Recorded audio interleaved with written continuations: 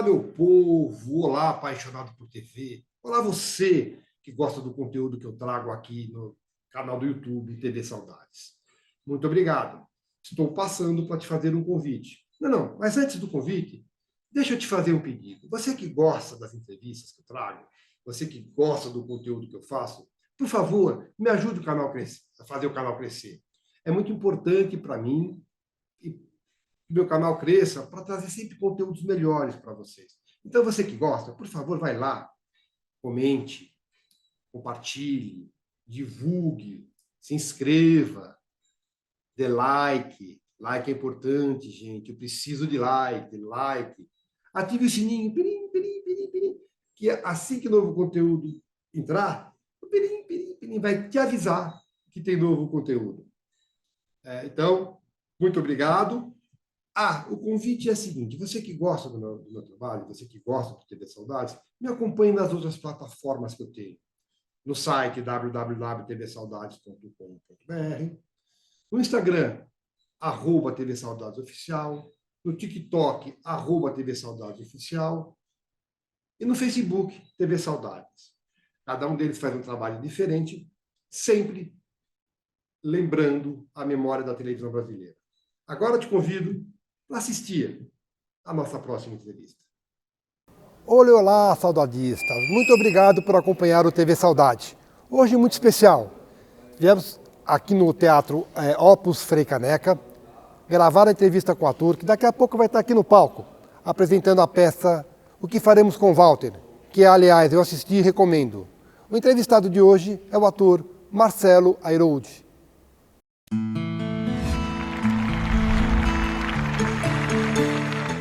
Marcelo, muito obrigado por você ter aceitado o meu convite. A ideia aqui é falar de dramaturgia e da tua carreira. Muito obrigado, viu? Eu que agradeço. Prazer conversar sobre isso. Que delícia. Marcelo, eu gosto de começar as entrevistas sempre pelo começo. Uhum. E eu comecei perguntando para você, quando foi que você descobriu a arte? Em que momento que você decidiu que seria esse teu caminho? Imagino que foram momentos diferentes. E o que você fez? Você foi estudar? Você fez teste? Como é que foi o teu processo de iniciação? Olha, é muito curioso, mas eu decidi ser ator muito cedo, com 9, 10 anos de idade, sem sequer ter visto uma peça de teatro. Não tinha teatro na minha cidade, em Barueri. Hoje tem um teatro imenso, maravilhoso.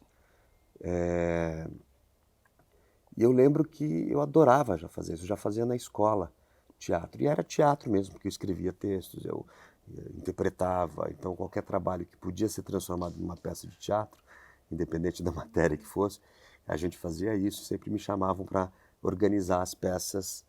E era interessante porque ali já tinha uma verdadeira vocação e uma verdadeira vontade de fazer, de trabalhar com isso, de criar personagens, de contar histórias para o público, né, para as pessoas. Então essa é a chama, vamos dizer assim, essa é a faísca. E logo eu me dou conta de que para acontecer isso, para isso virar realidade, eu tinha que estudar muito. E a gente de fato tem que estudar. Eu nunca tive, nessa época, eu não tinha nenhuma vontade, por exemplo, de fazer televisão. Eu nunca fui fazer um teste de televisão. Durante muitos anos eu não fiz nenhum teste de televisão. Eu acho que a primeira vez que eu fiz, eu já estava na Escola de Arte Dramática na Universidade de São Paulo. Então eu já dava aula nessa época de teatro. Então sempre o objetivo era fazer teatro. Em todos os aspectos que o teatro engloba, não só o de interpretação, mas o de direção também. Nessa época eu achava que eu não poderia escrever, que eu não tinha vocação nenhuma para escrever dramaturgia, né? E então eu fui logo buscar escolas de teatro que pudessem me atender de alguma forma. Eu morava em Barueri, como eu disse, não tinha nada por lá, então eu tinha que ir até São Paulo, eu era garoto ainda. E eu me lembro nessa época, quando eu tinha 14 anos, havia uma propaganda na televisão de um curso chamado Emílio Fontana. E o Emílio Fontana que apresentava, falava, se você quer ser ator, vem fazer aqui o curso, não sei o que e tal. E aí quando eu fiz 15 anos, o meu pai me levou. Meu pai foi sempre um grande incentivador, minha mãe, meu pai, nunca me disseram que eu não podia fazer isso, né? Depois eu falo um pouco que eu tinha uma banda também e tal, e eles também incentivavam. Mas, então quando eu fiz 15 anos, meu pai me levou na escola do Emílio Fontana. Nós pegamos o trem e fomos lá era na Avenida Angélica, no teatro, o antigo Teatro Sadi Cabral, que hoje nem existe mais. O curso era ali. Tá. E aí eu entrei, né, fui fazer ver matrícula, essas coisas, e eu trabalhava de office boy na época. E não dava o dinheiro. O meu salário não dava para pagar a escola. Pai bancava. Para pagar. Não, meu pai não bancava, não tinha dinheiro. Meu pai era metalúrgico. E ele pagava um monte de coisas, quis me ajudar até com isso. Mas não dava, eu já trabalhava, então eu disse para ele que ele não era para ele me ajudar naquele momento, porque tinha as outras despesas, né, família e tudo. E que no momento propício eu ia conseguir fazer o curso. E aí no ano seguinte eu fui promovido para, sei lá, auxiliar administrativo, alguma coisa assim. E eu ganhei meia bolsa da escola. Eu falei com eles e tal, que não tinha dinheiro, e ganhei meia bolsa. Então foi o meu primeiro curso oficial de teatro, amador ainda, porque 16 anos. Na época, hoje eu não sei como é que funciona, mas na época você só podia se profissionalizar depois dos 18 anos. E aí eu fiz esse curso lá do Emílio Fontana durante um ano, né? Foi o meu primeiro curso. Depois eu fui para o Teatro Escola Macunaíma, sempre estudando. Depois eu comecei com 19, 20 anos a dar aula de teatro em Barueri, porque aí eu já estava estudando teatro, levando a sério o teatro, né? Mergulhado nisso, apesar de ter um outro emprego para poder pagar a escola de teatro. Fazia na época 5 anos. Então eu fui dar aula de teatro na prefeitura para crianças e tudo. Então tudo isso foi o aprendizado, porque aí eu tinha que estudar muito além da escola para poder dar aula. E depois entrei na escola de arte dramática. Fui para Londres depois estudar teatro físico, teatro mímica, uma série de coisas. Improvisação. Então, quer dizer, até hoje é assim. Eu acabei agora na pandemia de fazer fazer licenciatura para teatro agora na pandemia. Mas eu digo, então a gente nunca para de estudar. O ator, o diretor, o dramaturgo, ele jamais para de estudar, não é? E o interessante é que estudar nesse nosso ofício nunca é uma obrigação, né? É sempre um prazer, são necessidades e demandas que vão aparecendo que você precisa estudar ou para um personagem, ou para escrever um texto, ou para dirigir uma peça, que fazem parte do seu cotidiano, né? Quando você descobre que é isso. Então, como eu descobri desde cedo, eu tive que, infelizmente, fazer uma série de escolas paralelas ao teatro, como, por exemplo, processamento de dados, que era um horror para mim, era um horror. Assim, Só que eu tinha que me formar no colégio, aquela história, 15 anos e tudo. Então, essa escola e esse estudo, claro que serviu para várias coisas, mas eu paralelamente sempre estudei teatro. Então foi esse o caminho de começo, vamos dizer assim, dessa criança que sabia de alguma forma o que queria fazer, sabe-se lá por quê, mas sabia o que queria fazer. E aí até os meus 26, 27, me formando na Escola de Arte Dramática da Universidade de São Paulo. Quando você considera a tua estreia profissional, teu primeiro trabalho que você diz profissional? Eu me considero profissional desde os 19 anos, que foi quando eu comecei a dar aula de teatro. Tá. Né? Então, eu já fazia teatro e quando eu comecei a dar aula de teatro, eu também fazia peças, necessariamente eu tinha que fazer uma série de peças para poder, para os alunos irem assistir. Então eu não tinha ainda DRT, eu acho que na época, mas eu já me considero profissional ali, né? Porque eu só peguei meu DRT Hoje eu não sei nem como é que se tira DRT, hoje acho que ainda é por escola, via escola. Só que os Sim, cursos sim. são mais breves, eu imagino. E tem, parece que algumas Você faz testes por uma legislações que banca. você faz 3 trabalhos, você já pode Já tinha, requisitar. tinha alguma coisa assim na época, mas como eu estava estudando, então eu considero que aos 19, começando a dar aula de teatro e passando a viver de teatro, né, que aí minha vida muda completamente, eu saio de uma empresa onde eu trabalhava no departamento de contabilidade como digitador, por ter feito processamento de dados. Era uma dificuldade muito grande, porque eu me lembro que eu às vezes ensaiava até 2, 3 da manhã e entrava às 8 no trabalho, né? Então, eu considero a virada para o profissional, né, para o caminho, para o teatro profissional, quando eu começo a viver de arte, a viver de teatro. E que foi antes de eu ter o DRT, porque o DRT é um documento que viabiliza burocraticamente algumas coisas. Mas, na verdade, eu comecei mesmo a fazer profissionalmente desde os 9 anos de idade. Como profissão, né, como vocação. Mas 19 anos essa chave de viver disso. Agora me diz uma coisa, quando você disse que essa vocação surgiu mesmo antes de você, Ter visto uma peça de teatro. aí você passou a ser público de teatro. Então, na verdade, ainda não. Nesse período, não. Porque eu não ia para teatro. Só havia teatro em São Paulo. Mas foi uma fase de explosão da televisão. O que eu quero saber é se você Ah, tinha sim. ídolos na arte.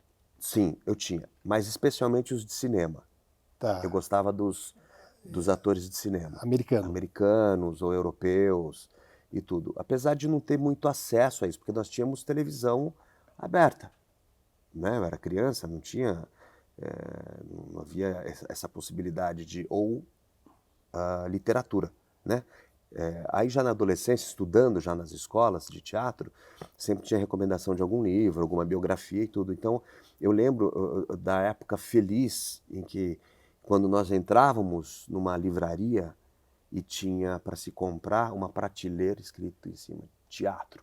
Aí tinha uma prateleira imensa com Só com livros de obra. teatro.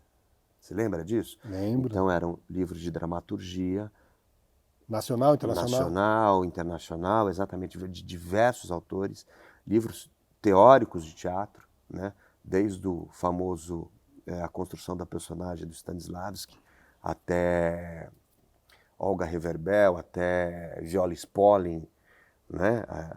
Tudo que foi publicado de Grotowski, né? Eugênio Kuznet, na época já tinha aquele Ator e Método. Então tudo isso, eu saía de Barueri, pegava o trem e metrô depois, e até Vergueiro, porque na época tinha uma biblioteca no Centro Cultural que permitia que você tirasse xerox dos textos. Então, eu tenho esses textos até hoje. E eventualmente eu ainda consulto. É que hoje a internet te abre essa possibilidade, É você muito mais rápido. busca lá. Mas não é tudo que você encontra, porque são coisas que Muito na antigo. época eram raras já. E hoje você não pode tirar cópia de um livro, obviamente, tem os direitos autorais. E na época podia. Então eu vinha de lá de Barueri, xerocopiava ali no próprio Centro Cultural o que eu precisava para estudar. Então era um momento muito. Era preciso uma dedicação bastante grande para você conseguir estudar teatro. Qualquer ofício é assim, Sim. né? Qualquer ofício é assim. Mas eu sinto que talvez hoje como o acesso é mais prático por conta das redes, por conta da internet, isso também muda o aspecto da vocação, do talento e da vocação, né? Porque você precisa ser um vocacionado para fazer teatro nesse país. Você acha que a vocação é mais importante do que o talento para o sucesso, para ser bem quando eu falo sucesso é ser bem sucedido, não é necessariamente ser famoso. Você acha que vocação é mais importante que talento? Eu acho que se você tiver talento e não tiver vocação, você não consegue ir muito longe. Porque mesmo que te chamem para fazer, vai ter uma hora que você desiste. Porque você pode ser extremamente talentoso e se satisfazer com alguns trabalhos. E se você tiver só vocação, talvez você não consiga tão bons personagens, você não consiga tão... Por mais dedicado Para que você ator seja. especialmente, né? Por mais dedicado que você seja, você não consegue, às vezes, um protagonista, alguma coisa assim, talvez, não sei. Então eu acho que você atinge o talento através da vocação, porque você não para de trabalhar nunca. Então Mas o você contrário elabora, não, né? mas o contrário não, Tá. né? Então você não para de trabalhar nunca, então você vai elaborando, vai estudando, por isso que é infinito a condição de estudar quando você está no teatro, né? De ler, de assistir, de se inteirar, de observar, tudo faz parte, tudo é importante para você guardar no seu arquivo físico e psicológico, intelectual, que sempre, de alguma forma, você usa, às vezes nem não racionalmente, mas usa para a sua vida. Então, alguma coisa de um livro, alguma coisa de um filme, alguma coisa da vida que você presenciou, a tua maturidade como pessoa também te traz a maturidade como ator. Então, a vocação está ligado ao desenvolvimento do talento, né? Isso, para mim, é muito, muito claro, assim. Agora, Marcelo, a arte no Brasil, sempre, desde sempre, foi uma atividade de muita instabilidade financeira. Uhum. A pergunta que eu faço é, em algum momento você pensou em desistir ou, nesse período todo, você fez atividades paralelas para se sustentar ou a partir do momento que você começou a dar aula, o foco foi só esse, você só ganhou dinheiro com isso, você se sobreviveu disso? Nunca pensou em desistir? Não, nunca pensei não. Hum. Eu já pensei em levar coisas assim em paralelo. Mas como dá muito trabalho fazer teatro, cinema e TV, nunca deu tempo de fazer alguma coisa paralela. E quando a mosca morde? Aí não escapa. O que eu fiz durante muito tempo, eu fui diretor do Departamento de Cultura em Barueri. Tá. Então, eu não dava aula de teatro, mas eu comecei dando aula de teatro lá, depois eu fui para Chicago, e ainda muito jovem, mas eu não dava mais aula de teatro lá, mas eu trabalhava com grupos de teatro em São Paulo. Então, eu não deixei de fazer teatro em nenhum momento, mas eu digo, eu não atuava como artista, né? Atuava como um produtor, que também é dentro da área, porque eu acabava produzindo a agenda do teatro, os eventos, alguma coisa. Então eu trabalhava nesse sentido e o nosso objetivo na época era muito claro, que era justamente o de fomentar a produção local de arte, não só de teatro, mas de dança, de música, de artes plásticas.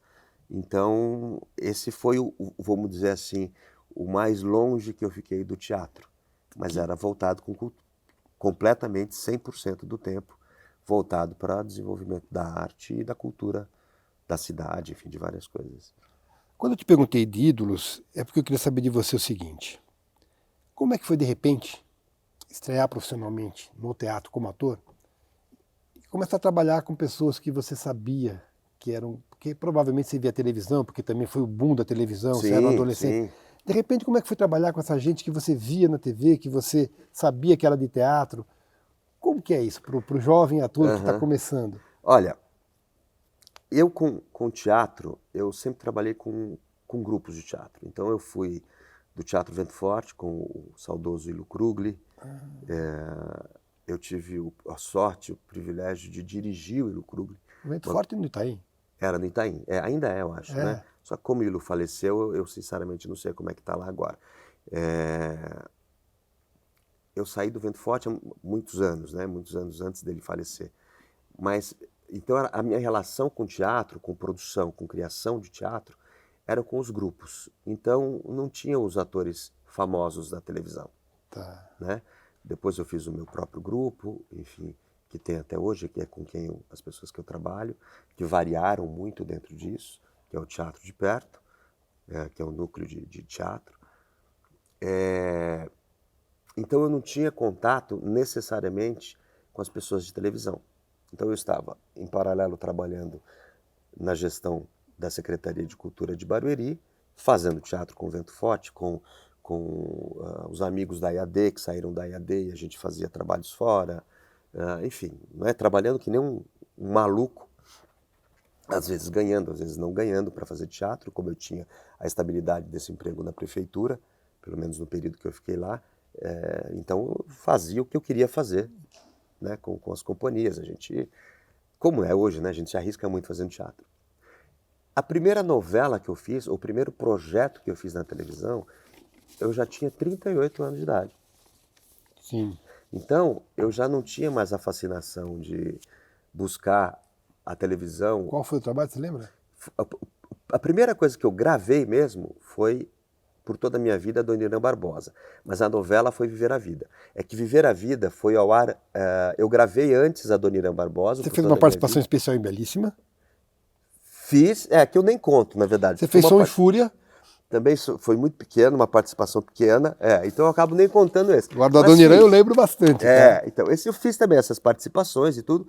Porque na escola sempre iam pegar alguém que fizesse, né, gravava os nossos vídeos, às vezes chamavam para uma coisa ou outra. Mas um trabalho, assim como fazia publicidade também, né, para ganhar uma grana e tal. Eu fiz bastante publicidade antes de fazer televisão. E aí, quando eu entrei mesmo para a televisão para trabalhar, eu gravei o Por Toda a Minha Vida, Dona Irã Barbosa. Muito legal o trabalho. Só que, em seguida, eu entrei na novela Viver a Vida, novela das 8, do Manuel Carlos. Você lembra quem com você fazia lá? direção do Jaime Monjardim e do Fabrício Mamberti. Quem você fazia? Eu fazia o Gustavo, que era um cafajeste super, era do núcleo cômico da novela, era bem engraçado, era bem legal. Esse núcleo foi um sucesso, foi muito legal. Então eu já não tinha mais... Só que, então, Viver a Vida foi... Como era uma novela, então a gente começou a gravar e já estreou, já foi, né, começaram a serem exibidos os capítulos. E o Adoniran Barbosa acabou ficando para depois da novela, mas foi a primeira coisa que eu fiz. Então, Eu gravei o antes. que você gravou antes entrou depois. Entrou depois. Eu tinha gravado 1 ano antes, 6 meses antes. Depois a gente fez a novela.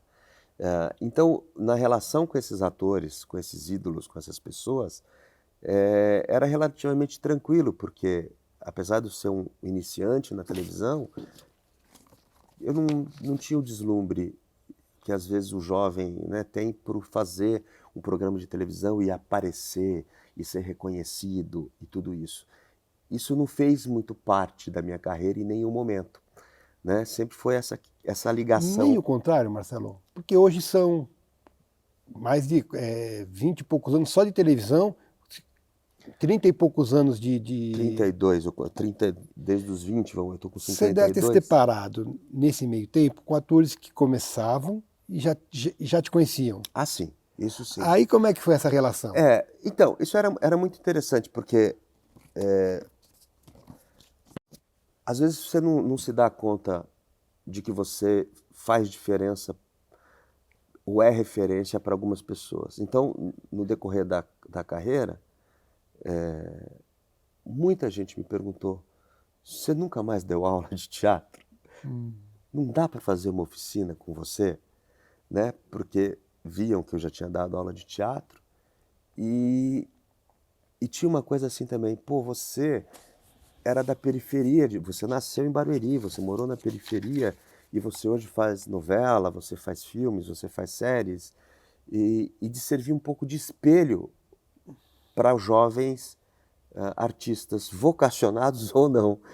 Isso, para mim, era uma surpresa de qualquer forma, porque o trabalho o dia a dia é tão árduo, né? É tão difícil, que eu nunca me vi como uma pessoa de referência, né? Apesar de receber essas informações. E é legal receber, ter essa resposta?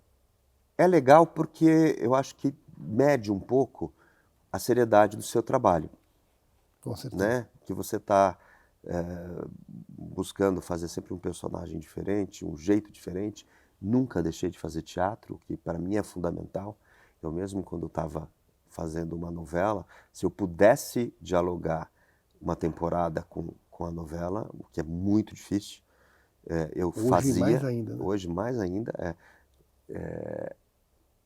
E aí...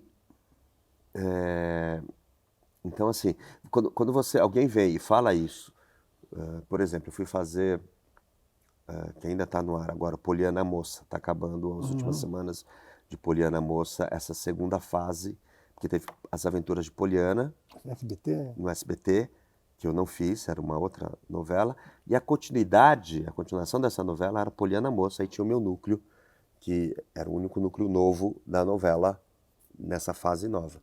Então, quando eu cheguei para fazer, Poliana Moça é uma novela feita, tem o núcleo adulto, obviamente, os pais, professores, né, toda a trama com adultos e seus filhos. Nessa fase de Poliana Moça, as crianças já estavam adolescentes ou pré-adolescentes. E todo mundo me conhecia, ou as pessoas mais jovens, ou ali já tinham assistido as novelas que eu tinha feito, os filmes, né, eventualmente uma outra peça. Então, era uma referência para eles. E era muito gostoso, porque eu tinha um tratamento muito respeitoso, né? E mal sabe eles que eu aprendia mais com eles do que eles comigo. Sim. Mas Porque isso eles também é têm uma sinal de vitalidade, êxito, uma que coisa. não é sucesso, né? Êxito é uma coisa, sucesso é outra, né? Isso é êxito, né? E também eu acho que a questão da fama hoje se mistura muito com rede social, né? As pessoas ainda têm aquela velha história de muito mais leve, mas você só é artista depois que você vai para a televisão? É Você isso que eu só quero é saber. ator depois da televisão? Não, você é ator, né?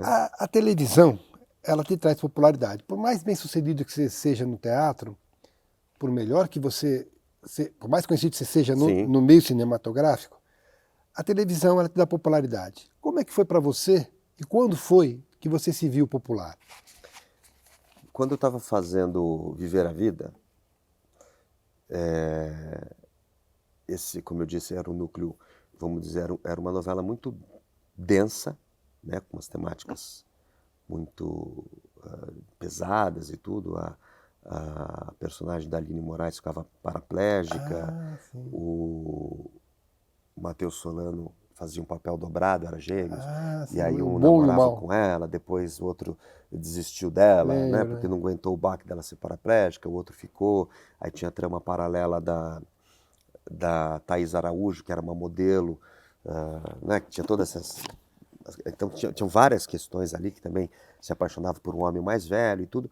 E nós éramos um núcleo, que eu falo de núcleo, um respiro cômico, porque o Gustavo era um cafajeste, que era casado com meu Deus do céu, esqueci o nome da personagem, mas que era interpretado pela Letícia Spiller, né? Nós éramos casados lá, o Gustavo e oh meu Deus, pouco eu lembro.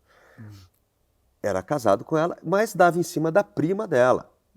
E em cima da empregada que trabalhava ali. Então ele era um galinha. Quem eram as atrizes, a prima A empregada? prima era a Camila Morgado Tá, fantástica. e a empregada era a Thaísa Carvalho. Tá. Então, era uma trama, ele não podia ver um rabo de saia que ele queria pegar. Acho que eu lembro. E ele era funcionário do Marcos, que era o José Maier. Então ele dava em cima da secretária do José Maier também. E tudo era num aspecto muito cômico, muito engraçado, porque nada dava certo para eles. Né? Então era sempre, pegava ele quase no flagra, era uma aventura. E esse momento foi deu muito certo na novela, porque era justamente esse contraponto. E aí eu me lembro que eu estava filmando, já no finalzinho da novela, eu estava filmando Onde Está a Felicidade, que é um filme do Ruchelli e da Bruna Lombardi, que a gente filmou uma parte no Brasil, mas essencialmente nós filmamos na Galícia, na Espanha, foi maravilhoso. Nós fizemos, de fato, o Caminho de Santiago de Compostela filmando. E eu fui fazer uma filmagem no Piauí. Tá.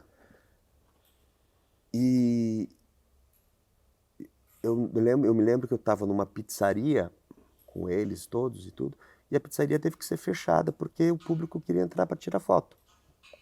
A gente não conseguia filmar, porque eu estava exatamente na pizzaria com o último capítulo do ar na novela, passando na pizzaria. Então era uma febre nesse sentido.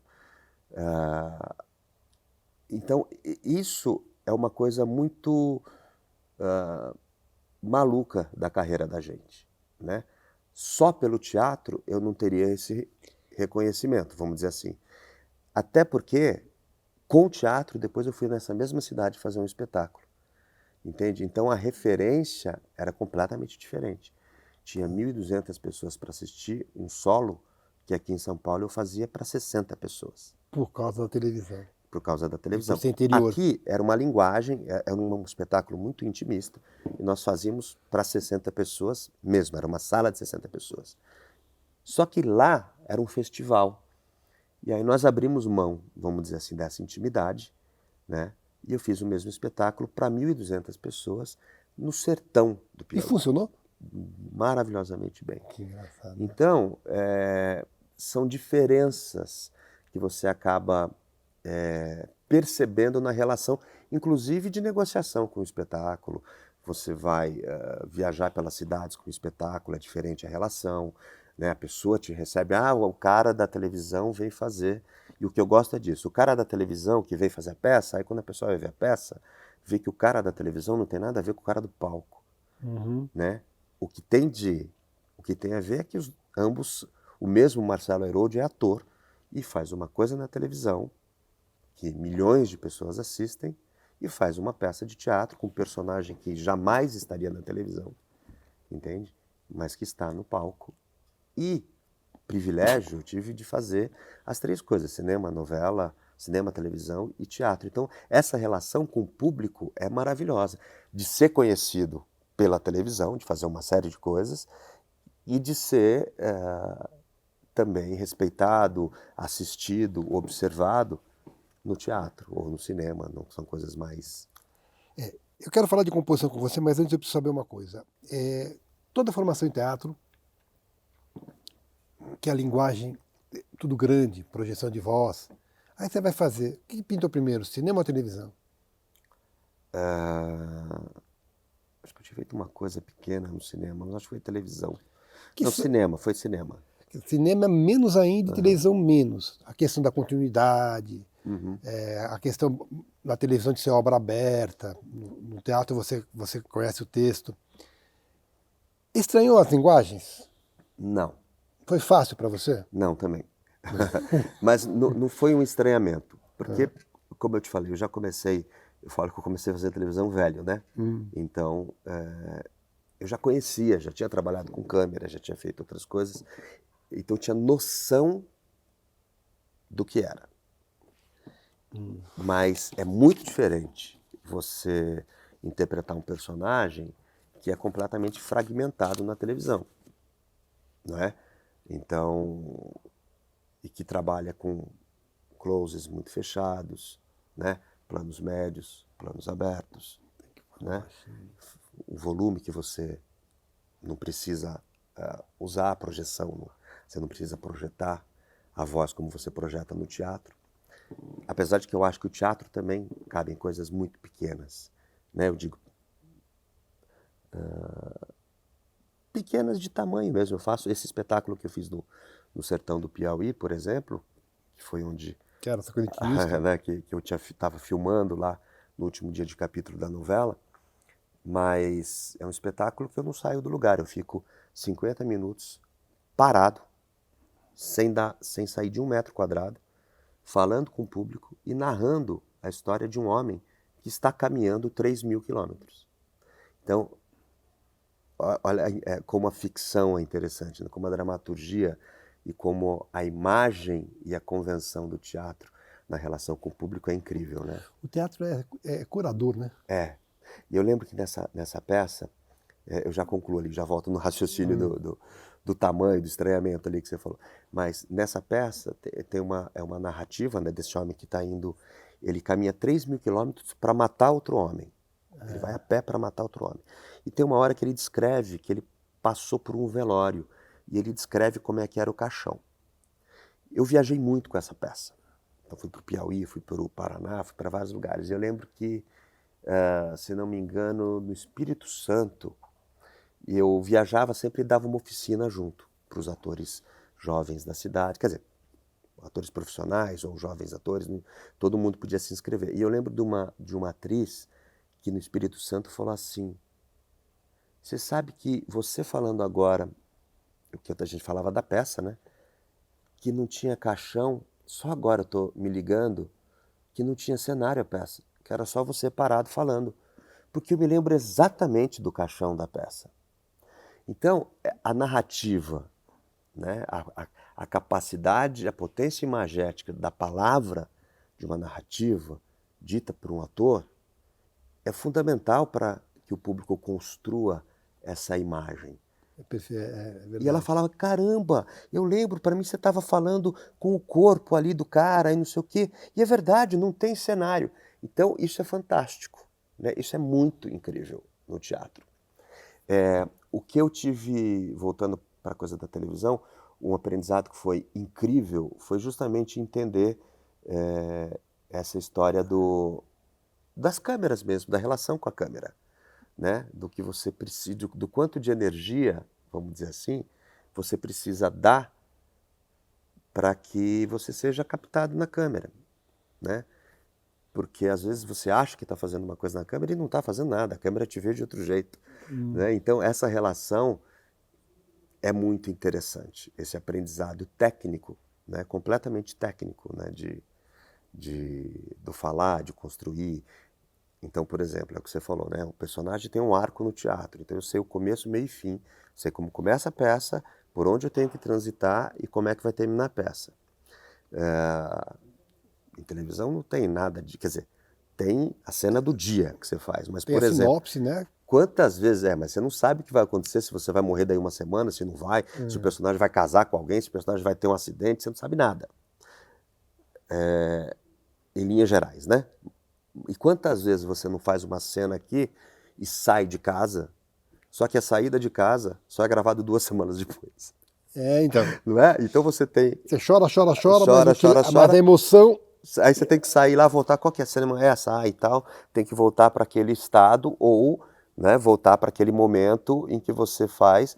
E assim, se trocou, pá, 1, 2, 3, gravando, fez, saiu, cola perfeitamente, porque você tem que fazer essa transição. Qual que exige mais concentração? É o texto do teatro ou o texto da TV que tem essa quebra de continuidade? Olha, eu acho que são níveis diferentes de concentração. Os dois exigem muita concentração. Os 3, cinema também, muita concentração. Mas eu acho que elas se dão em lugares diferentes. Tá. Então, por exemplo, um texto de teatro é muito mais difícil para mim de decorar. Porque, em linhas gerais, o texto de teatro você decora no processo de ensaio.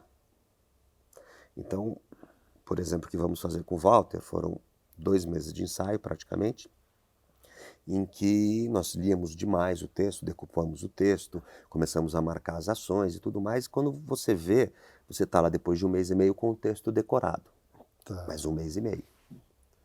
O texto de novela, ele tem de ser descartável. Porque você tem que decorar naquele momento, né? E jogar ele fora. Porque daqui 20 minutos tem outra cena. Então, você tem que decorar outro texto. Claro que você já pode vir decorado, claro que você já pode vir estudado, completar, decorar ali, terminar de decorar, batendo o texto com o companheiro, no camarim. Mas são relações muito diferentes com o texto. E a personagem também vai nascendo na televisão, de uma certa forma, né? Ele vai se dando ali. Então, que tinta você vai dar para esse personagem no primeiro capítulo, se você não sabe como ele é lá na frente? Claro, depende da linguagem do diretor, depende do texto, se é uma comédia, se não é comédia, tudo isso influencia. Mas são estados de concentração completamente diferentes. Você chega para gravar 20 cenas num dia, por exemplo, de 7 capítulos diferentes, de 4 cenários diferentes. Então, percebe? É muito diferente essa relação, que exige muita concentração, sem dúvida. Mas, ao mesmo tempo, exige um certo despojamento. Tá. No sentido de que eu vou gravar essa cena aqui agora, que é super engraçada com ele e tal, uma cena de 2 páginas, você grava, joga, faz plano aberto, fechado, não sei o quê, pum, demorou meia hora, acabou, você vai pro camarim, troca e você vai fazer uma cena dramática. Então, você tem que ter essa liberdade de ficar tranquilo e dizer, agora é a outra cena, agora eu vou para outro lugar. Eu não posso chegar contagiado pelo que aconteceu. Tá. Né? Então você tem que jogar fora isso aqui. Isso é uma delícia. Isso é uma delícia. Já que você falou de um pouco de construção, quero saber de você o seguinte. primeiro, você tem o texto que norteia, não importa teatro, televisão, o texto é a tua base. Aí você tem o diretor que te conduz. Eu quero saber duas coisas. Até onde ou a partir de onde entra a impressão digital do ator, tá? E como é que você constrói o personagem? Como é que você constrói ele de dentro para fora, de fora para dentro, a partir do visual, a partir da visagem, ou você constrói a partir do emocional, a partir do psicológico? Para mim, isso vem tudo misturado, Tá. tudo simultaneamente. Sempre a partir do texto, de qualquer forma, sempre a partir da dramaturgia, né? Você tem que destrinchar primeiro o que esse cara está falando, ou o que estão falando dele, como é que é a relação dele, que ele só vai ter sua identidade na relação com o outro, né? Porque ele é escrito a partir da relação com o outro. Então, isso vai te dando estímulos em todos os aspectos, né? Pelo menos para mim funciona assim. Tá. Em tudo, a cabeça já vai pensando, vai imaginando coisa que depois você tem que jogar fora, porque a hora que o corpo vai para a ação não funciona nada daquilo que você pensou, e quando você propõe uma coisa, o diretor quer uma outra linha. Então, é uma coisa que é viva e que não dá, não tem muito como planejar isso a curto prazo, entende? É só a partir da dramaturgia, do entendimento dessa dramaturgia, que não se dá da noite para o dia. Mesmo com uma novela, você vai receber antes, você vai estudar, né? Em linhas gerais, pelo menos alguns capítulos você recebe. Então você já estuda uma parte desse perfil do personagem, né? E depois você vai para o dia a dia da novela, que dura aí 6, 7 meses gravando. Mas tem que estar sempre muito aberto, muito disponível. Tá. Às vezes você tem um estímulo que vem do aspecto intelectual, que você propõe, funciona. Às vezes vem do físico, então você está fazendo estudo de mesa. Quando você vai para o físico para fazer uma movimentação, você percebe outro estímulo completamente diferente do que você tinha imaginado para o seu personagem, porque a relação com outro ator mudou completamente, porque aquele ator fez de um jeito que você também não estava fazendo na mesa. Então isso, você tem que ter um jogo no sentido de estar presente 100% do tempo. Mesmo fazendo uma peça durante um ano, você vai mudar todos os dias. O estímulo vem daquele dia. Por mais igual, porque é a mesma peça, é o mesmo texto, é a mesma marca, é o mesmo movimento. E nunca é igual. Então, você não faz... Fazer de novo, para mim, é maravilhoso, porque é fazer de novo, é novo. Tem de ser Mesmo novo. quando há um erro na gravação, você repete, é diferente, né? É diferente, completamente. A peça, você errou uma coisa aqui, ou então você está fazendo igualzinho. Eu fiz uma peça com a Viviane Pasmanter, que era o Amor Profano, e a gente tinha essa sensação muito clara, porque era uma peça longa, e só nós dois em cena. E a gente fazia todos os dias a mesma coisa, mas cada dia o espetáculo era diferente. Assim como qualquer espetáculo. Porque cada dia o público é diferente também, né? Também muda a relação com o público. E- Muda o seu dia está diferente, porque é muito vivo. Por isso que eu falo, não tem muito essa forma, tudo é técnico. O estímulo mental, o estímulo físico, a relação, porque tudo é técnico, tudo você está jogando. Mas é preciso se emocionar em cena ou é Não, técnico? Não precisa se emocionar. Para mim, não. Não precisa Você faz se emocionar. tecnicamente. Tecnicamente, Tá. claro que já aconteceu de me emocionar em cena, né, por diversos motivos, mas eu não busco de forma alguma a emoção em cena para demonstrar a emoção do personagem.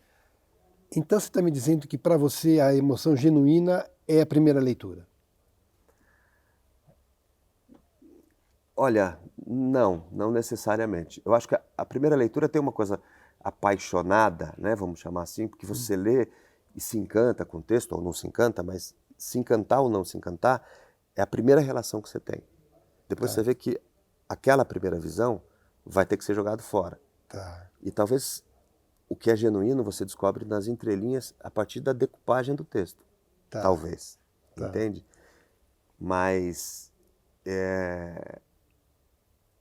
eu acho que público, a emoção do público é que é importante, né? Tanto no humor, quanto no drama, quanto numa tragédia. Então eu não preciso desse desgaste emocional para fazer o personagem, entendeu? Então, nesse sentido, Marcelo, por exemplo, eu tenho, nas entrevistas que eu tenho feito, eu já ouvi 3 respostas para essa pergunta. Você habita, você permite se permite habitar o personagem, permite que o personagem te habite ou é uma coabitação? Olha, essa relação com o personagem é muito engraçada, porque o que eu acho, na verdade, o que eu acredito, tudo é muito particular, é meu, mas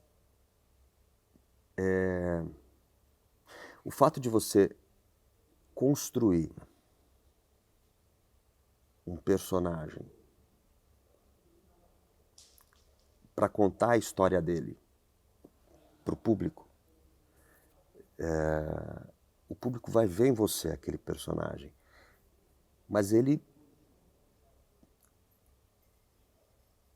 não está me habitando e nem eu habitando esse personagem ao mesmo tempo. Porque a história que está sendo contada, o público vê daquele jeito porque eu estou fazendo de um jeito que o personagem não existe. Mas está me dizendo então que você não se relaciona com ele fora de cena? Não, absolutamente. Eles não te dão toques? Você vê alguma coisa, de repente, pô, posso acrescentar? Não, você diz na construção, quando vai elaborando o processo? Fora, não. Você está num trabalho, mas você está fora do trabalho, na tua vida cotidiana.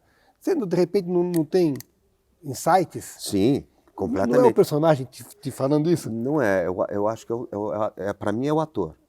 É sempre o ator olhando e fazendo aquela interpretação daquele texto, daquele jogo.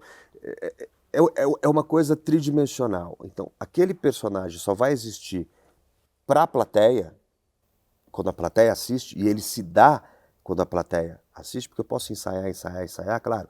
O personagem começa a aparecer ali, o jogo, mas ele vai aparecer mesmo para quem interessa, que é o público, quando a plateia assistir.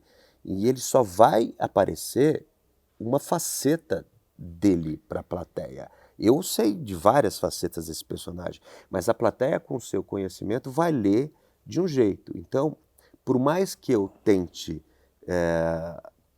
vou brincar com a palavra, conduzir a plateia para o entendimento do meu personagem, vamos dizer assim, eu não vou conseguir 100% fazer isso. Porque o jogo é livre. Então, eu quero dizer o seguinte, é tão livre e tão mutável esse dia a dia de quem faz teatro e a relação com o personagem, que para mim é como se ele nem existisse, no sentido, eu não penso no personagem para fazer. Então, eu posso estar pensando na morte da Bezerra nessa hora. Como autor, a relação é a mesma? Como autor, para mim, sim. Para mim, sim. Há um distanciamento do... Talvez eu me envolva mais com o personagem como autor do que como ator. Tá. Agora, eu sei que todo ator adora desconstrução. O que para você é melhor, é mais difícil, enfim, é mais desafiador, é mais instigante? É construir aquele personagem que você não conhece, completamente diferente da tua realidade, né? Um sertanejo de 1500, ou o personagem que de tão próximo cutuca as tuas feridas? Qual que é mais... Me fala um pouco desses 2 casos. Ou aquele que está no meio. Tá. Olha como uma coisa é interessante e rica. Então, eu estou te falando aqui, o personagem, ele vai nascer ali na relação com o público, na relação com o outro e tal, e ele não está eu não preciso me contaminar dele, vamos dizer assim. Eu não preciso sentir o que ele está sentindo. Não, tudo é técnico, tudo é uma representação daquele momento, e quem está assistindo, claro que isso é com sensibilidade, com muito afeto, com muita técnica, para oferecer uma leitura que você tem controle até a página 2 do que a plateia vai assistir. Por isso que tem o diretor, por isso que tem o texto, por isso que tem tudo. Ao mesmo tempo, o que eu sinto na trajetória toda da carreira é que existe os personagens afetam a gente. Uhum. Não que eu vá sentir o que o personagem está sentindo, porque não existe personagem sentindo. Sou eu que estou fazendo o personagem. Tá. Né? Então tem uma soma de dramaturgia, indicação do diretor e mais o que eu estou fazendo. Né? Eu posso emocionar completamente a plateia e não estar sentindo absolutamente nada aqui. Mas eu sou um ator, tenho uma dramaturgia e tenho um diretor. Então é sempre muito tridimensional essa relação, entende? É muito complexa, Tá. é de muita coisa, né? E o personagem, é como se a gente convencionasse junto com o público que agora vocês vão acreditar no que eu estou fazendo, independente do que eu estou sentindo. Mas, E quando eu falo em afetar, ele afeta porque, assim, são histórias às vezes muito pesadas, né? De sim. personagens muito pesados, são histórias de envolvimento político do personagem e tudo mais. E aí a maneira com que eu vou contar da maneira que esse personagem vai nascer, vamos dizer assim, é sempre a partir do que eu tenho para oferecer para ele. A partir desse estudo com a dramaturgia e tudo, né? Uhum. Tudo que eu conseguir dispor de mim para esse personagem, vamos dizer assim, para essa história, para essa peça ou para esse conjunto tridimensional de informações, eu vou dar. E por isso que a cada dia é diferente, né? E por isso que a cada peça é diferente. Porque você tem mais experiência na vida, nascem seus filhos, né? Você se separa, você casa de novo, você não sei o que. Tá? Tudo isso você necessariamente é também técnica para você, conscientemente ou não, usar nesse personagem. E esse personagem só vai aparecer desse jeito porque você, como ator, dá condição a ele de aparecer desse jeito a partir de tudo isso que você conhece e tudo mais. Tá. Entende? Então, quando eu falo da emoção, aí o personagem chora lá, por exemplo, e eu não preciso chorar, é porque eu só preciso mostrar para a plateia que naquele momento quem chora é o personagem, não é o ator. O ator precisa ter recurso para mostrar para a plateia que aquele personagem, naquele momento exato da trama, chora, ou ri, ou mata, ou faz alguma coisa. Então, claro que isso tudo para mim é um aprendizado. De alguma forma eu vivencio aquilo, mas sempre, sempre como ficção. Tá. Então, mas apesar disso, por exemplo, você fez o Adonina Barbosa, Sim. que é um personagem real que você trouxe para a ficção. E o Adonina Barbosa, historicamente, morreu outro dia. Muitos de nós, eu mesmo, lembro da Adonina Barbosa. Você fez algum outro personagem que tenha existido no teatro, no cinema, na televisão? Eu fiz em Flores Raras, eu fiz o Carlos Lacerda, por exemplo. Não lembro de outro agora se eu fiz. Tudo bem. A pergunta é mais responsabilidade quando você traz para a ficção um personagem real? Depende do que o diretor te pede. Porque é sempre um recorte, né? Mas depende do que o diretor pede, do que a dramaturgia exige. Tá. Né? Se é para ser uma coisa mais realista ou se é para ser uma releitura do que você precisa fazer. Às vezes o diretor fala, não, eu quero aquele cara do jeito que ele é. Né? Tá. Então, o Adoniran, por exemplo... Você fez o Adoniran jovem, né? Eu fiz o Adoniran jovem, até 40 anos. Depois entrou outro ator para fazer. O Adoniran, naquela opção de linguagem, eu não poderia fazer um Adoniran que não se parecesse em nada com o Adoniran. Alguma coisa tinha que parecer. Então eu recebi um material riquíssimo do Adoniran Barbosa, desde entrevistas até o cotidiano dele, em que eu observava, ia botando nas minhas gavetinhas, né, no meu HD, quem era esse homem, como ele fazia e tudo, e depois brincava com o meu corpo, parecendo com o dele, a minha voz. Meu corpo tinha que ser similar ao movimento dele, né? Então, não era uma imitação. Não dá para ser uma imitação. Sempre é uma reinterpretação. Porque eu não sou Adoniran Barbosa. Sim. Eu sou Marcelo Herold, ator, interpretando Adoniran Barbosa. Tá. Por mais que a plateia, ou o público, o telespectador assista e fala, nossa, o Adoniran era assim quando era jovem, né? Ele está vendo o Adoniran que, de novo, O teu nós criamos, eu, o teu diretor, o texto, estamos oferecendo para ele, Tá. né? Então, então tem sempre essa convenção, né? Do mesmo jeito que eu falei da menina que viu o Caixão em Cena e não tinha cenário, porque eu me relacionei fantástico. no teatro, o Adoniran também vai ser assim, Entendi. né? O que Entendi. pode acontecer é falar assim, não tem nada a ver com o Adoniran Barbosa. Mas é o que você via do Adoniran, né? É o teu Entende? É Adoniran. o meu olhar do Adoniran, Tá. e que tinha que ficar próximo, não podia ser uma coisa completamente diferente, né? Então eu tenho certeza que, por exemplo, quem não conhecia o Adoniran Barbosa novo, e tinha poucas imagens dele, falava assim, o Adoniran era esse, quando era jovem, entende? Nesse sentido, mas é sempre a convenção. Eu Sabe não que eu conheci o acho? Adoniran Barbosa novo, mas você me convenceu. Vendo Porque aquele... é isso, pois é, porque é isso que é. Porque eu acho que nós temos acho que talvez o principal, a coisa que mais me interesse no teatro, no cinema, ou como dramaturgo, ou como diretor, é elaborar cada vez mais o aspecto da ficção com o espectador, como ser humano. Porque isso é o que nos diferencia de qualquer outra espécie animal.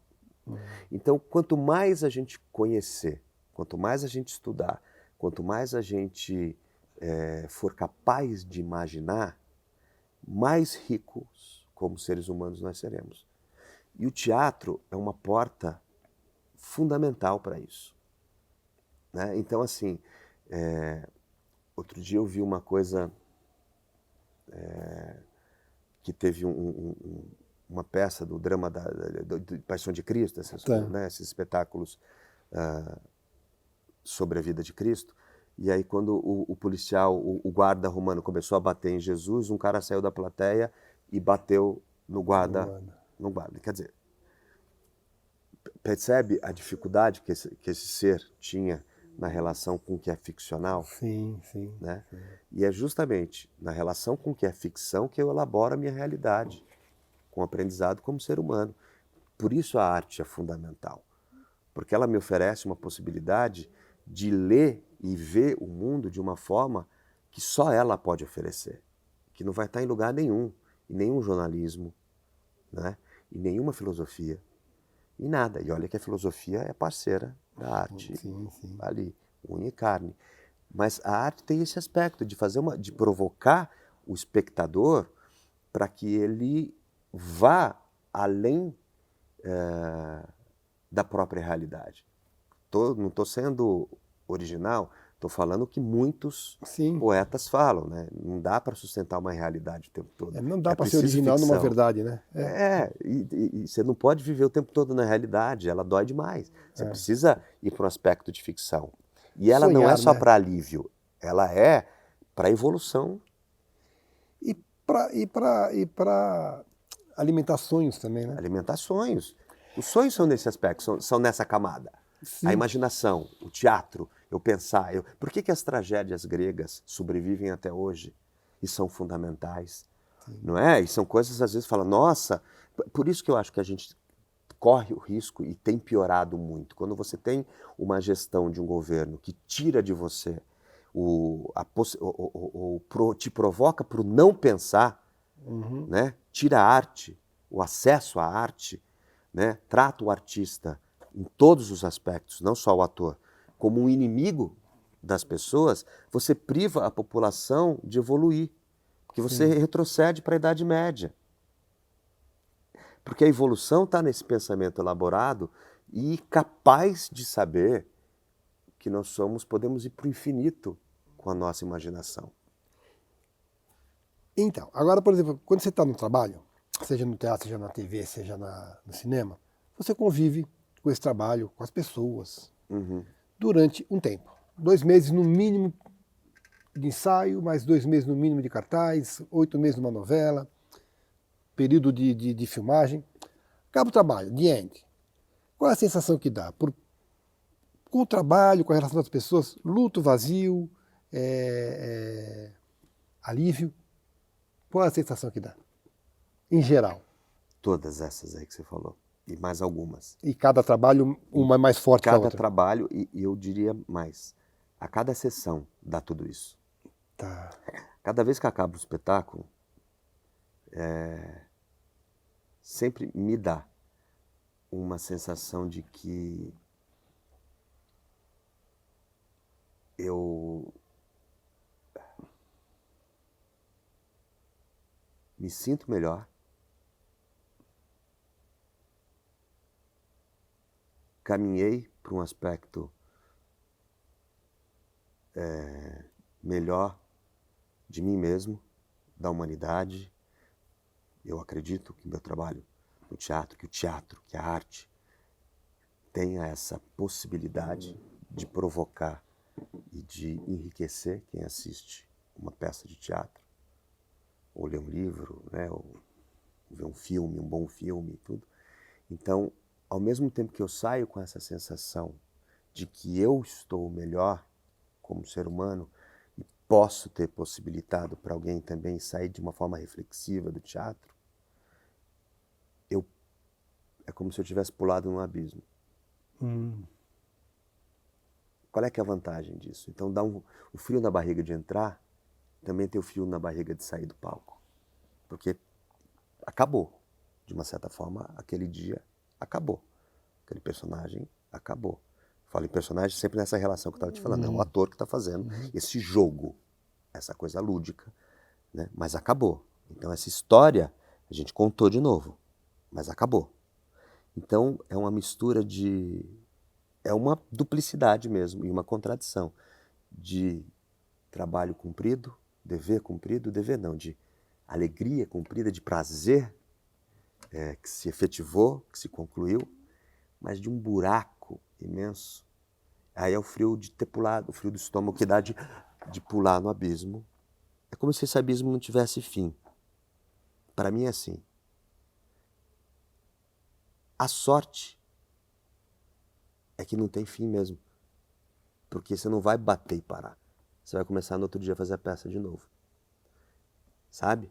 Sim, você vai sim. assistir o filme, você vai... Então, Ou começar um outro trabalho logo em começar seguida. um outro trabalho. Então, essa sensação diária, para mim, ela se repete num aspecto mais amplo. Acabou uma temporada. Mesma coisa. Uma coisa boa para um caralho, eu fiquei feliz, foi legal para todo mundo, foi bom para todo mundo, mas é um buraco, é um vazio que dá porque não vai ter amanhã. Mas tem outra coisa amanhã, não tem problema. Agora eu me pergunto, tem algum dia da vida da gente que não é assim? Aqui não, né? Sabe? Parece que é assim o tempo todo. Você vai dormir assim, você vai dormir feliz e infeliz ao mesmo tempo. Pode estar um pouco mais alegre, um pouco menos, né? Mas é assim. É E o verdade. trabalho, e aí então a gente como ator faz as duas coisas, faz isso no trabalho e faz na vida também. É verdade. A vida é o trabalho é a vida. A gente mistura muito as coisas, né? A gente não trabalha um período, vai para casa e esquece o que trabalhou, porque tudo é muito misturado pra gente, pelo menos para mim, tudo é muito misturado. Às vezes vem uma ideia de, puta, e se eu fizesse isso naquela hora da peça? Ou, caramba, uma frase. Você escreve também, sabe? Vem de madrugada, vem quando você menos espera. Às vezes você Vem tem que porque levantar você olhou para não sei o quê e falou assim, achei aqui, ó. E às vezes você tem que levantar para não Tem. perder. Nossa, agora eu não escrevo mais. Antes eu deixava o bloquinho lá, agora eu anoto no celular, o que é péssimo, porque acendeu a luz, anota e você não dorme mais nada. Mas é isso, é um ciclo infinito de sensações e o tempo todo. Por mais técnico que seja, entende? Sim, então, sim. não é uma coisa que eu fico pensando em fazer e me emociono com aquela situação, mas é uma obra que me toca por completo, sabe? É uma peça que me toca por completo como ser humano. Então, porque lá na outra peça eu já tenho esse espetáculo, esse filme, o sorriso do meu filho, sabe? O amor da minha esposa, o mendigo que está na rua, Eu tenho tudo isso somado o tempo todo, né? Só que, como é informação, ela não enche. Ela serve e cabe cada vez mais, entende? Agora na fase de perguntas rápidas e respostas Eu rápidas. sou prolixo, né? Vou Não, falando, eu começo a viajar. é Umas coisas, ótimo, o cara é perfeito. parece que fumou um, né? Não, Mas não fumo, não gosto. Essa fase é uma fase agora de respostas rápidas. Por exemplo, você leva souvenir em algum personagem? Ou empresta alguma coisa sua para personagem? Não, só quando precisa. Quando falta na peça, aí fala, pô, precisa de uma camisa vermelha. Tá bom, eu tenho. Só nesse caso, mas não levo. Mas aí traz de volta depois. Traz de volta depois. Quer dizer, normalmente não, porque acaba, né? Desgasta tudo, aí não traz de volta. Imagina uma prateleira com várias estantes, onde você colocasse teus personagens. Eles iriam todos para a mesma estante? Não, São estantes diferentes? estantes diferentes, prateleiras diferentes. Tá. Uns nem estariam ali, outros estariam aqui, entendeu? Outros ali, outros lá, não tem, não dá pra pôr no armário, não cabe. Quantas vezes já morreu, Marcelo? Eu acho que tem um aspecto, eu acho que de uma certa forma, isso que eu te falei acontece todos os dias, Sim. a gente morre um pouco, a gente pula, a gente tem que pular num abismo pra coisa acontecer. E na vida também, a gente uma morre. entrega. Cada dia é um dia, cada dia mais é um dia menos.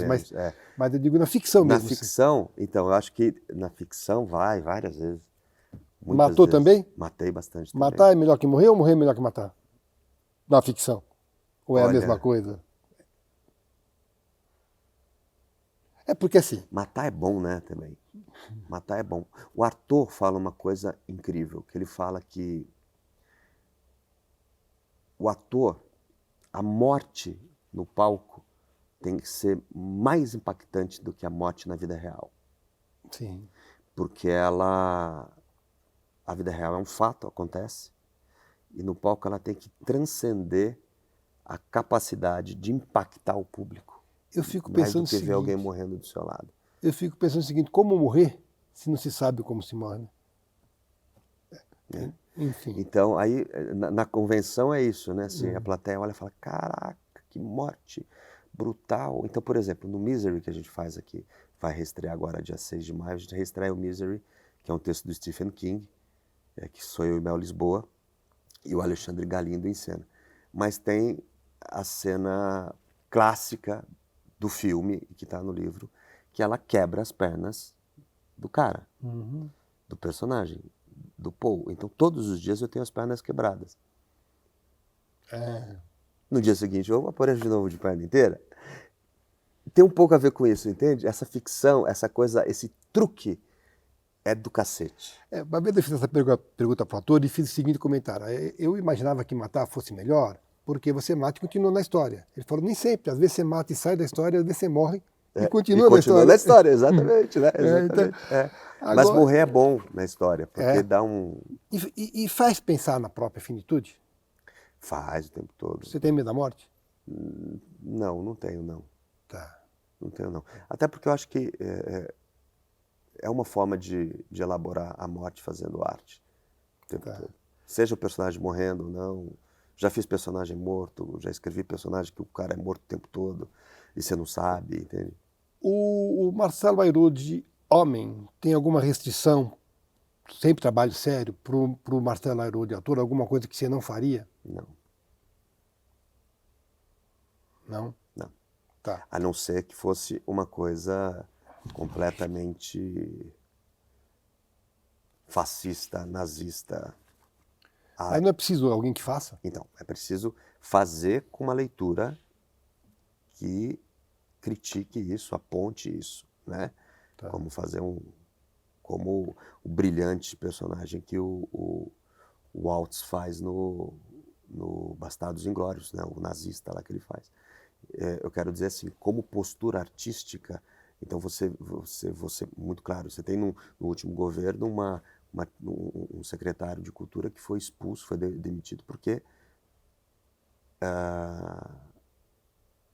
fez apologia ao nazismo. Você está falando Frias? Não, evito falar os nomes, tá. mas o que falou parecia o Goebbels falando da arte nacionalista brasileira e tal. Né? Então, assim, aquilo jamais. Tá. Agora, fazer de forma crítica um nazista, claro, mas ele tem, tudo é contexto e tudo é o que eu ofereço de leitura para o público. Tá. Então não tem nada que eu não fizesse, desde que estivesse contextualizado com os meus princípios de civilização, de E honestidade, sempre com um de objetivo dignidade. claro Sempre também. com um objetivo claro. O protagonista, quando eu falo em protagonista, eu também falo em remuneração. Protagonista no projeto Meia Boca ou um personagem secundário num baita projeto? Pode, se for em época diferente, os dois. Se for simultâneo, é um problema. Ali no Mas palco, os dois, porque o legal é tudo isso. tá. Ali no palco se trabalha para buscar reações da plateia. O que é mais gostoso? A reação buscada ou a reação surpreendente? As duas são completamente diferentes, mas a buscada é melhor. A surpreendente não pode ser uma armadilha que passa a ser buscada a partir de então? Esse é o risco. É. Você não pode se entregar. Ô Marcelo, o bom do fracasso e o ruim do sucesso? O bom do fracasso, melhorar na próxima. Você aprendeu que ali o buraco estava muito fundo, você tem que sair daquele e ir para outra. E o bom do sucesso é que ele pode estar no outro trabalho que o fracasso levou você a aprender a fazer. Como público, o que é mais difícil para você de engolir? E provavelmente você já deve ter visto as duas coisas. Um bom texto feito por atores não tão bons ou um mau texto feito por atores brilhantes?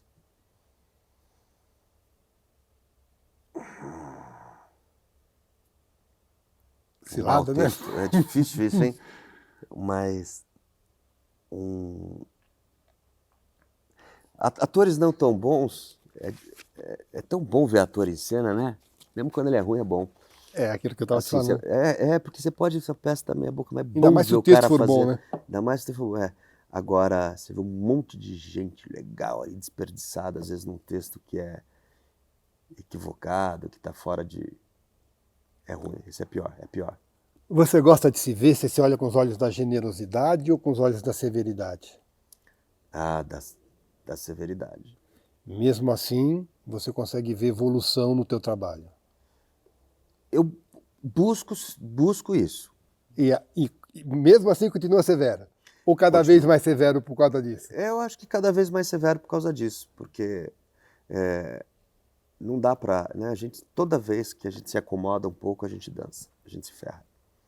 Se acomodou, se ferrou. A diferença básica entre fazer uma novela inteira, fazer uma novela que você faz uma participação especial, fazer Você Decide que o elenco todo entra ao mesmo tempo, né, um episódio Você Decide, ou fazer uma participação num trabalho que já tem um elenco montado, você vai para dar um recado. São composições diferentes? Completamente diferentes. Você fazer uma participação onde o time já está jogando é muito difícil.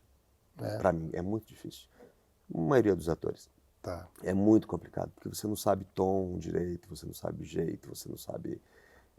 você não tem sintonia com aquele trabalho. Comédia. É mais difícil fazer comédia? Não sinto isso com relação a... Mas a crítica, de uma maneira geral, vê a comédia como gênero menor. Uhum.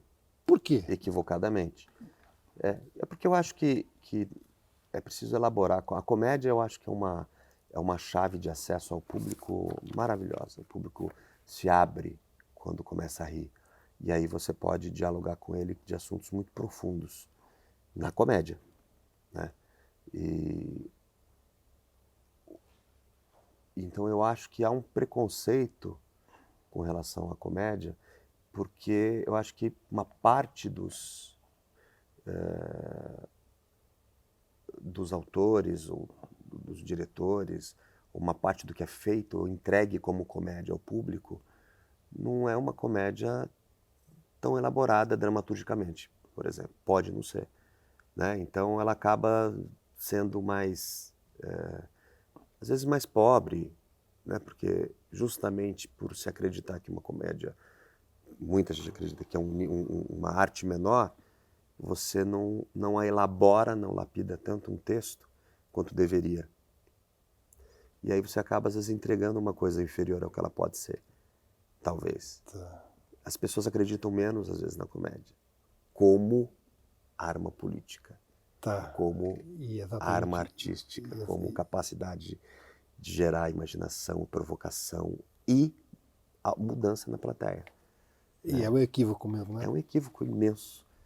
A comédia é uma arma potentíssima. E por que que o vilão é tão, por que que o vilão é tão sedutor? Às vezes porque é nele que está, sem conflito, não tem uma boa trama. E o vilão traz E o vilão vilão é que traz é o que conflito. traz o conflito. Então a gente se encanta, não é só pelo vilão, a gente se encanta Pelo porque se não tivesse esse cara, essa coisa ia ser chata demais. O bonzinho ali não ia valer nada, entendeu? Marcelo, tem muitas perguntas para te fazer, mas isso é normal, porque eu te chamo uma segunda vez. Eu quero fazer as 3 perguntas finais para você. Primeiro é, como que você vê o futuro da teledramaturgia que está passando por transformações grandes aí? Como é que você vislumbra? Pouca TV aberta, não vai morrer, mas pouca TV aberta. E a ficção ou documentários, tudo espalhados por todos os lados. Por todos os lados. Celular, todo lugar vai ter isso daí. Ao mesmo tempo que é muito positivo, porque você aumenta o campo ou as possibilidades de, inclusive, gerar emprego. Né? Então, vão ter mais demandas. Durante a hegemonia da Globo, ficava muito restrito, né? Então, você aumenta essas possibilidades de gerar emprego, por exemplo, e de aumentar o acesso do público à obra. Né? E acho que o teatro também se encaixa nisso. Não em vídeo, quero dizer. Sim, sim. Ainda vai ter o espaço, continua tendo espaço no teatro. Como o livro não morreu depois da internet. Que a gente precisa voltar a trazer público para teatro, né? Precisa. Não falamos daquela coisa do músico, mas fica para a próxima oportunidade. Tá bom. Eu quero te agradecer e fazer as duas perguntas finais. Chegamos aqui a conta de 38 anos de carreira. Né? Não, 38? Não, 32. 32 anos de carreira. Talvez uma centena de personagens. Mais que isso, se você contar os personagens que você escreveu. A pergunta que eu te faço é, essas 100 vidas somadas acrescentaram o que à tua vida pessoal? Você seria uma pessoa diferente se tivesse tido uma outra trajetória? Ah, certamente. Eu seria uma pessoa empobrecida.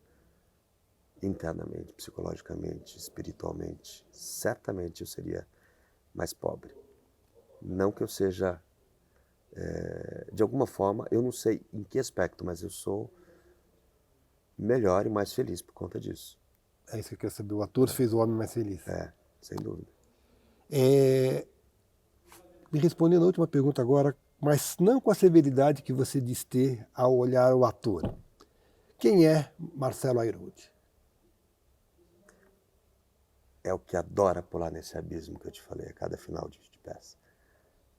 Eu adoro me jogar no abismo. Então é o cara que pula no abismo toda vez que precisa, não tenho medo de pular no abismo. Adoro pular no abismo. Porque eu sei que no dia seguinte a gente continua. Vai ter uma hora que vai pular no abismo e vai voltar, né? Mas é o cara que pula no abismo com prazer. E eu espero que Marcelo Airoldi, a partir de agora, seja um novo amigo. Te agradeço muito pela entrevista e espero que você tenha gostado.